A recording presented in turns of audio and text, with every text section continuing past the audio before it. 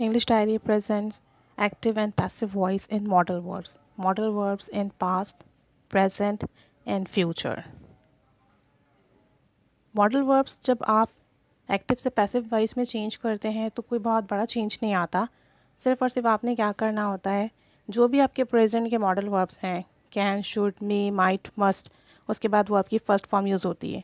जब आप इसे मॉडल ऑक्सिलरी वर्ब को आप जब पैसिव में चेंज करेंगे तो आपने can, may, might, must, should, इनके बाद सिर्फ वर्ब की थर्ड फॉर्म लगानी है बी के साथ, बी प्लस वर्ब की थर्ड फॉर्म, और ये पैसिव वॉइस में आपका चेंज हो जाएगा। जैसे कि I can cook food, food can be cooked by me. Can के बाद सिर्फ आपका बी और वर्ब की थर्ड फॉर्म का इजाफा हुआ। I can not cook food, food can not be cooked by me. Model auxiliary verb के बाद आप नॉट लगा दें तो नेगेटिव बन जाएगा। Can I cook food, can food be cooked by me. हम पिछली कई सारी वीडियो में एक्टिव पैसिव वॉइस बना चुके हैं, टेंसेस के बना चुके हैं, पैरेटिव के बना चुके हैं। जो रूल्स हैं, जो पैसिव वॉइस में चेंज करने की कंडीशंस है, वही सब कुछ यहाँ पे भी अप्लाई होंगी। सिर्फ आपने बी और वर्ब की थर्ड फॉर्म का इजाफा करना है।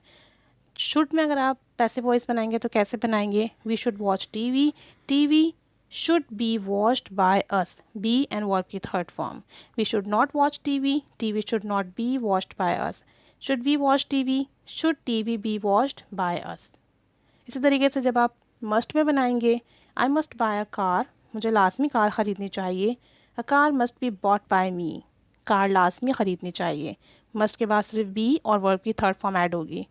I must not buy a car, मुझे कार नहीं ख़रीदनी चाहिए। A car must not be bought by me. Must I buy a car, क्या मुझे कार ख़रीदनी चाहिए? Must a car be bought by me. तो पैसिव वॉइस को जब आप मॉडल ऑक्सिलरी वर्ब को पैसिव वॉइस में चेंज करते हैं तो कोई बहुत ज़्यादा चेंजेस नहीं होती। ही मे गिफ्ट यू, शायद वो आपको तोहफ़ा दे। You may be gifted by him, शायद आपको तोहफ़ा दिया जाए। बी एंड वर्ब की third form you have to add in passive voice. He may not gift you, शायद वो आपको तोहफ़ा ना दे। You may not be gifted by him, शायद आपको तोहफ़ा ना दिया जाए। सेम एज इंटेरोगेटिव के लिए मे को स्टार्ट में ले आइए। May he gift you, may you be gifted by him. For might, I might learn English, शायद ही मैं इंग्लिश सीखूं। English might be learned by me, शायद इंग्लिश सीखी जाए। I might not learn English, शायद ही मैं इंग्लिश ना सीखूं। English might not be learn by me. Might I learn English, might English be learned by me. तो जब आप फ्यूचर और प्रेजेंट में एक्टिव से पैसिव वॉइस में मॉडल ऑक्सिलरी वर्ब को चेंज करेंगे तो आपने बस बी और वर्ब की थर्ड फॉर्म का इजाफा करना है। इसके अलावा आपने ज़्यादा चेंजेस नहीं करनी है, बाकी तमाम चीज़ें वैसी ही रहेंगी। नाउ लुक एट, अगर हमें पास्ट में मॉडल ऑक्सिलरी वर्ब को एक्टिव से पैसिव में चेंज करना हो तो फिर हमें क्या क्या रूल्स अप्लाई करने पड़ेंगे, क्या क्या चेंजेस होंगी। तो पास्ट में पैसिव में चेंज करने के लिए हमें हैव बीन प्लस वर्ब की थर्ड फॉर्म का इजाफा करना पड़ेगा तमाम मॉडल वर्ब्स में। जैसे कि शुड हैव एक्टिव वॉइस का है you should have told me, और पैसिव वॉइस में हो जाएगा शुड हैव बीन वर्ब की third form. I should have been told by you, मुझे बताना चाहिए था। You should not have told me, आपको नहीं बताना चाहिए था। I should not have been told by you, मुझे नहीं बताया चाहिए था।